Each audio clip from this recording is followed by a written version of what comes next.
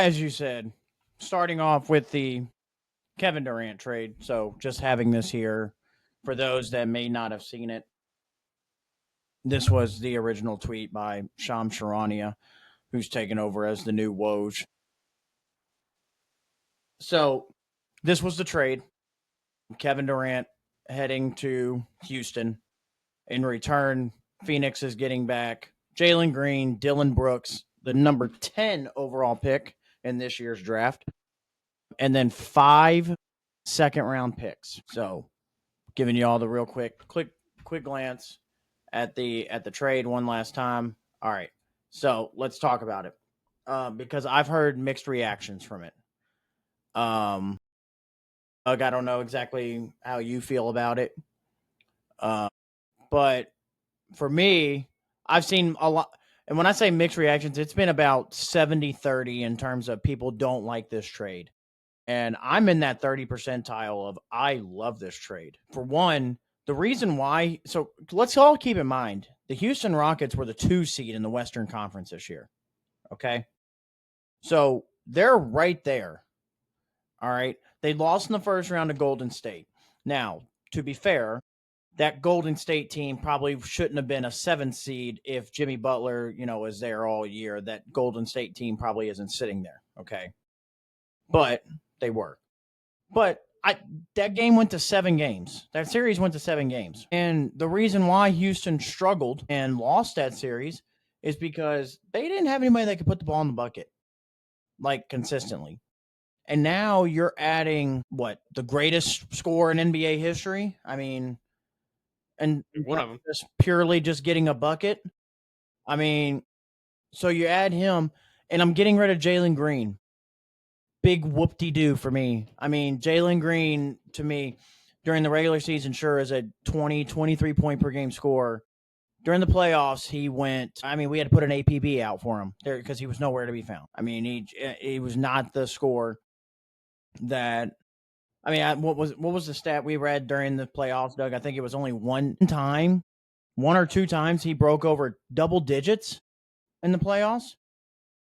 I mean, that's not what I want from my leading scorer. And also, this is what people don't realize is they're like, oh, you're trading away a future asset for an older Kevin Durant. Okay, yeah, sure, true with Jalen Green. Again, I'm not a big fan of Jalen Green, so I would have been willingly letting him go too like that. But second, they only gave up 1 first-round pick, and that's this year. So you have all your picks for years to come. Now, next year they don't have a first-round pick from past trades and everything. But 2027, they still own that Brooklyn pick. I mean, they're still fine as far as draft picks go. Okay. So I don't have to worry about that. Now I can run theoretically, if I'm just thinking off the top of my head, Houston's going to have a lineup of probably Fred VanVleet, Amen Thompson, Kevin Durant, Jabari Smith, and Sengun. That team is, and they were just second in the West this year. That team is still competing for the West. And we don't know how which, by the way, folks, Game 7 is currently going on as we speak in the NBA Finals. But depending on how this Game 7 goes, the West is wide open. I mean, the OKC had a phenomenal year, but they lose this series against Indiana. What does that do to their psyche going into next year? Yeah, and the Pacers are up at halftime, 48-47. The Pacers are up at halftime, and Tyrese Halliburton tore his Achilles. I'm not a doctor, folks, but I've seen enough of torn Achilles in my life to know when you've torn your Achilles. All right, and that was one of the main things I said when I was talking to a buddy at work. I know we're getting sidetracked. When we were talking about his it's his calf and his hamstring that he got hurt with in Game 5, and I told him, I said, we've seen this story before. If you push yourself on a strained calf, it can lead to an Achilles. Oh no, I didn't see him go down. I didn't see I saw it. I kind of you could see the muscle pop as he went down. He fully extended his it's on his right leg. When he went to go extend to go push off, you could see it pop. So, but all right, back to the subject. If OKC loses tonight, what does that do to their psyche going into next year?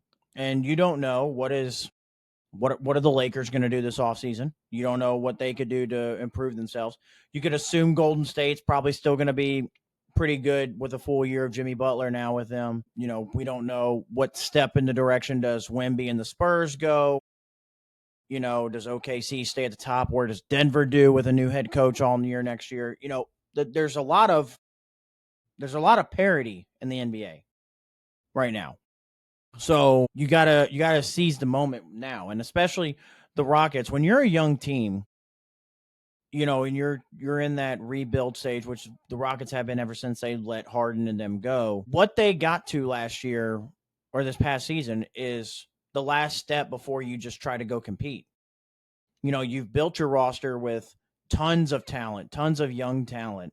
And now you reach the point where you're really good in a regular season. Now you've got to capitalize while these players are young and all on rookie deals, capitalize on getting somebody like a Kevin Durant that can help you push you to where you want to go before these guys all start begging for money and you don't have these guys anymore. So I love the deal. And as far as fit, Kevin Durant is one of the very few superstars in NBA history that you can kind of plug and play into any kind of system, any kind of lineup, and he is going to flourish and the team is going to flourish. So yeah, I wouldn't disagree. So I really like the trade. I mean, I don't know why people are like, oh, it's just such a bad deal. The only thing I might have changed with the deal is I maybe would have figured out if I could have kept Dylan Brooks. But if they had to trade him to make like money work or something, okay, cool, whatever.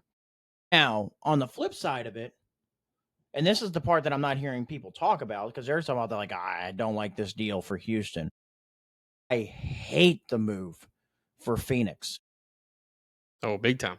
I mean, because now you're adding Jalen Green when you already have Devin Booker and Bradley Beal currently on your team. So now you have 3 starting caliber shooting guards who all do the same thing. So, I mean, ideally, probably somebody's on the block getting ready to go. Probably Bradley Beal, but who's going to want to take on that money and that contract?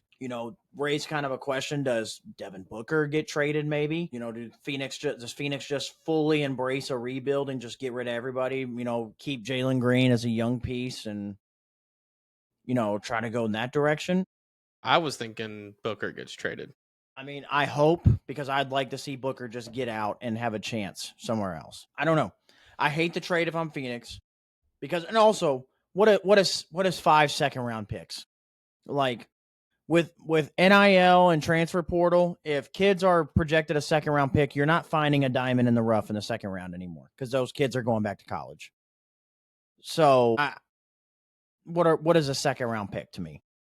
So, don't care to move off second. You only traded 1 first, Dylan Brooks and Jalen Green. I'm cool with it if I'm Houston. You gotta love the trade. Yeah, I mean, it seems like a steal, really. Yeah, honestly, I feel like Phoenix got fleeced. Yeah, a little bit. I think maybe there was some behind the scenes going on. Like Kevin Durant really just needed like out, and they were just saying he was like. Phoenix had already told Kevin Durant he's not coming back next year. Maybe there was just too many trades that Phoenix either couldn't do or didn't want to do, and that this was the best bet. I don't know how this would be the best bet for them. I don't know. It's kind of interesting why Phoenix would do that. Other than if they're just going, like you said, for their full rebuild, get rid of Booker, get rid of KD, and just rebuild. Oh, there you go. Tyrese Halliburton's father confirms his son has suffered a Achilles injury in the winner take-all NBA Finals game, according to CBS. There, he didn't say it tore, but he said it was Achilles injury. So, but if you saw it snap back like a rubber band, that mofo's tore.